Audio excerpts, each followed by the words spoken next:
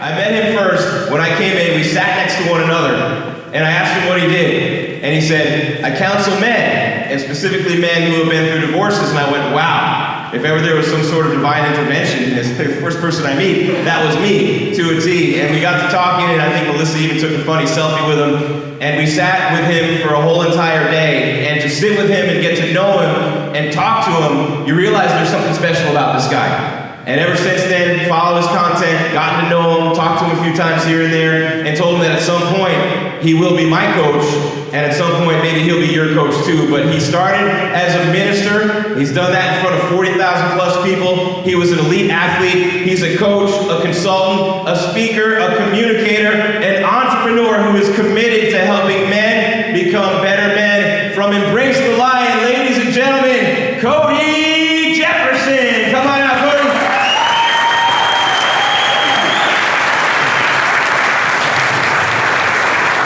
Meltdown, can you hear me? Yeah. Man, come on. Round of applause for Colby, everybody. They didn't let anyone speak, I think, because here I am. Guys, how many of us met last year here at Meltdown? I love it. Listen, it's been so amazing to connect with so many of you over the past, like we flew in on Thursday, as a lot of you did, and to just catch up and hear what's happening with you over the past year has been nothing short of amazing. You that are just here for the first time, you're in for a real treat. Listen, I'm gonna tell you some stories, right? So, like he said, I was a pastor for 12 years, walked alongside students for 10. So over the course of 10 years, I walked alongside around 40,000 students across the country. But let me take you back. Let me take you back to 1992. Things were pretty free back in 92. I was the kid whose mom made his pants out of material from Sears. Very, very bright. And then took like a black shirt and used the same fabric to make an ornate design on the front of the shirt. It was in 1992 that I thought that I met the love of my life. Second grade, her name was Stephanie Lewis. We met at the YMCA. We watched the Never-Ending Story together. I'd be lying if I didn't say that our pinkies crossed once. So I'm gonna marry Stephanie. I'm pretty sure of that. My grandmother had this diamond pendant that my grandfather had gotten her. And I thought to myself, this is what's gonna seal the deal with Stephanie. So I stole it. And here's the deal at 8 years old. You don't have a really good grasp on how to be a good thief. So I left it in my pants.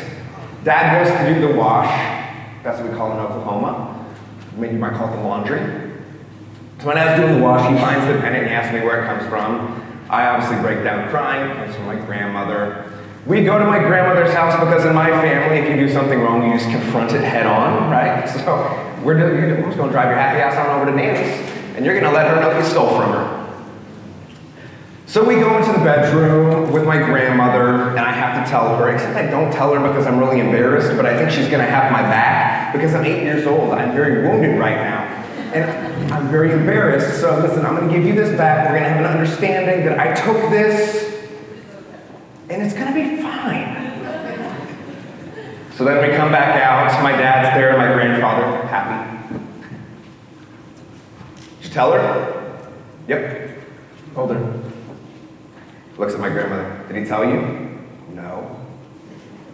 Shit. I wasn't saying that at 8 years old. Probably way more profane because I was so scared because my dad and my grandfather were in the same room. And when you're from small town Oklahoma, that's never anything you want to have happen when you're in trouble. And so my dad looks at me and he says, you didn't tell me the truth. I said, no sir, I didn't. And he said, I will always be on your side if you tell me the truth. And then my grandfather says, Cody, I want you to come with me. And my grandfather, well, I'll tell you a little bit more about him in a little bit. My grandfather pulls me in to his bedroom. And I'm thinking, oh God, the belt. This was back before like using belts child abuse. It was just discipline. And I'm thinking, all right, about to grab my ankles and pray. And he sits me down. And he says, what's your name? I said, Cody. He said, no, what's your full name? Michael Cody Jefferson. That's right. You're a Jefferson. And we don't steal. And we don't lie. And I understand that you've done some of those things. But I also need you to know that that's not who you are. You're acting in a way that is contrary to who you were created to be. It's the first time in my life that I can remember, at 8 years old, like so vividly, of being fully known. And in the midst of what was really the darkest sin of my life to date, I was fully loved. There was no judgment towards me. There was just an opportunity to share in a moment where I could really learn.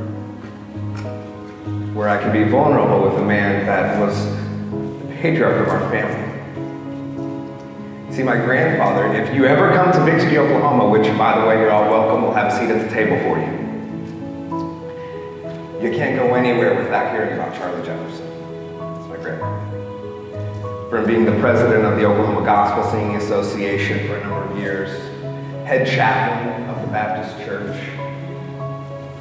He was always at the hospital, seeing anyone in the community that he could just pray for. He wasn't interested in leaving a legacy. He wasn't interested in being known. He didn't give a shit how many followers he had because he didn't have social media. Yet when he passed away 5 years ago, when I had the opportunity to lead his funeral, he was standing lonely. He was a man who was just committed to knowing people. There was never any judgment. He could draw kids like you legitimately wouldn't believe. They just loved him. He was safe. He was strong. Strongest man I know, the hardest working man I've ever known. But he had a way of sitting with you. And in a minute, you felt like you'd known him your whole life. And he never cared to tell you about him. He always wanted to know about you. Friends, we live in a culture. And listen, I've been to over 100 conferences. Hell, I've emceed over 30 of them. I've walked with people all over this country through some of the darkest seasons that you could imagine, and some you can't. You know the common denominator? Everyone wants to be known. Everyone wants permission to be who they're called to be. The problem? We're a culture so desperate to be known, and we're settling for being seen. You're gonna hear a lot of amazing strategy today. You're gonna hear really cool buzzwords like how to increase your ROI, how to boost your visibility, how to sell shit out of your product, how to define your niche, your niche, however you want to say it that makes you sound more eloquent. You're going to learn how to do cool videos. You're probably going to learn how to sell shit on Shopify, Etsy, make YouTube channels, increase your Instagram following organically, how to write better copy, how to take better pictures, how to use the right filter to make sure that you optimize correctly. And if you're not careful, you will lose your entire soul. Because in the process, you're going to settle for being seen. After being a part of so many conferences, here's what I can tell you. One, you're going to go through a stimulation overload today.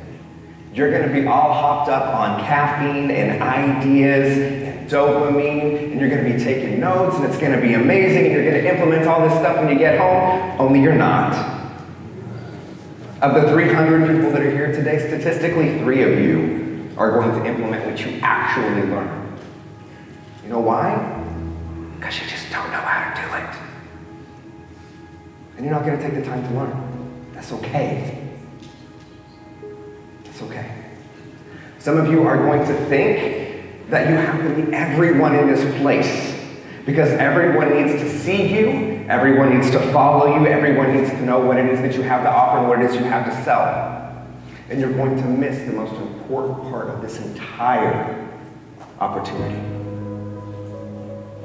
And that's to know 3 or 4 people. 3 or 4 people that can help you push the needle forward in ways that you just don't know how to do right now. I made a post, just to wrap this up, just to talk about social media a little bit, because that's what we're here for. I made a post that went viral a few days ago, not thinking it'd be controversial, and it created a lot of stir with a lot of different communities that had a lot of different viewpoints. And if there's one thing you know about me, it is that I'm a pretty inclusive guy. I feel like everybody deserves their own voice and platform, and if you want to have a contradicting opinion with me, cool, let's have a conversation about it. And then as the thousands of comments came in, and they were all over the place, I made a rebuttal post, and it was aggressive. It was borderline bullying. And Brandon called me. He said, hey man, I love you. I think you need to take a break from social media. No, hear me out. Hear me out. This isn't who you are. I see what you've done here. I understand why you did it. And without knowing it, he repeated my grandfather. But this isn't who you are. This isn't the platform that you stand on. So I deleted the post and I went public. More than being seen, one of the greatest gifts you're going to give yourself is being known. And this is a great place to find people who are in like communities, in like businesses, in like states of life that can know you. My life now is dedicated to just knowing people and to walking alongside men and helping them process things that nobody's ever known because they've never been able to let anyone in to know them. Because we're conditioned to put up a front, put up a facade, put up perfectly placed pictures with perfect copy because we got to keep up with the other people on social media. I have a secret for you. Nobody actually gives a shit about you. They don't care that you got your hair did. They don't care about what kind of car you drive. Not if they're secure in themselves. They'll patch on that. They want to know who you are. And more importantly, you know that. You want to be successful in what you do, whatever it is. Selling t-shirts, coaching, consulting, construction company, whatever it is. We talk a lot about value, right? Which is such a big word. Like add value. What's that even mean? Seek to know people. And seek to help them become better versions of themselves in whatever you happen to do. And that'll be the legacy that you'll leave without trying to leave it. Back to my grandfather, and I close with this. He never tried to leave a legacy. He just lived a life of integrity. He kept his word. He kept his home in order. He put his family first. He was up every morning early, making sure that he took care of himself before he took care of anyone. He loved my grandmother fiercely until the day that he died. He loved his God. And he served people with no agenda. My hope for you is that you do the same. Thank you.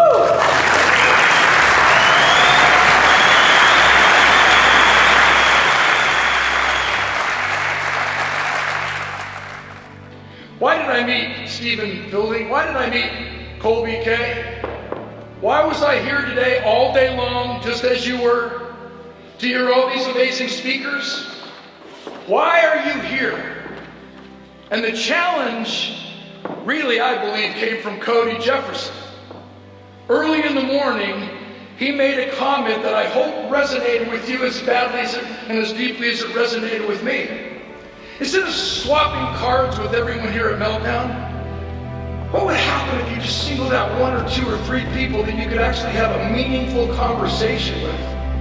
to find out who they are and why they are and what life is about. And if we get so caught up in only describing the enterprise wherein we work or entrepreneurial ideas, shallow, and shame on all of us.